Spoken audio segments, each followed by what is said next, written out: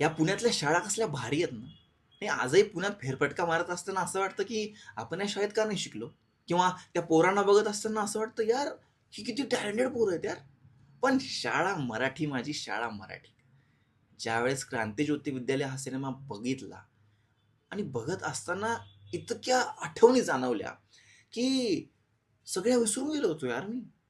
काहीच आठवत नव्हतं मला की की माझ्या शाळेनं मला काय दिलंय, किंवा मी ज्या गोष्टी आज करतोय याची मुळं माझ्या शाळेत रुजलेली आहे. त्यामुळे मी ती आज करू शकतोय.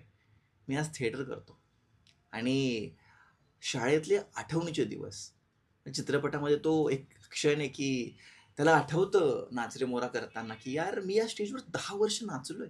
त्यामुळे मी एवढा चांगला नट होऊ शकलोय. मलाही असंच जाणवलं.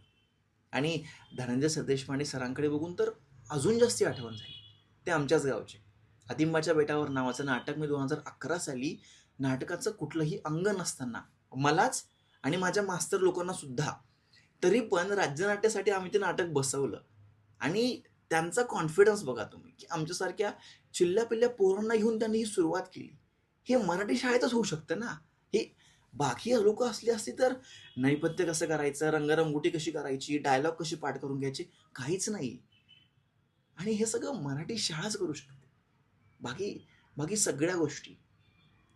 तर हा चित्रपटानं म्हणजे आपण असं म्हणतो ना, की चित्रपट हा समाजाचा आरसा असतो.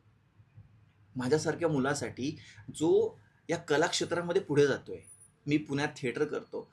पण ही गोष्ट मी विसरत चाललो होतो, की गावातली जी शाळा आहे, त्या शाळेनं जे धाडस दिलंय, त्या धाडसामुळे मी नवीन शहरामध्ये येऊन थिएटर करू शकतोय.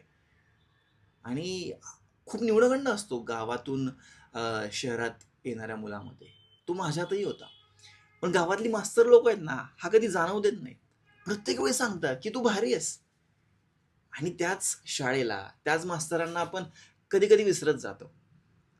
त्यामुळे क्रांतीज्योती विद्यालय, हेमंतदादांचं खूप खूप आभार, की त्यांनी अशा प्रकारचा आरसा दाखवला मला सुद्धा.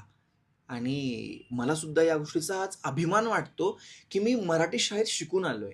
आणि ज्या पण कलागुण माझ्यात आहेत, जे पण कलागुण माझ्यात आहेत, ते सगळे मला मराठी शाळेने दिले.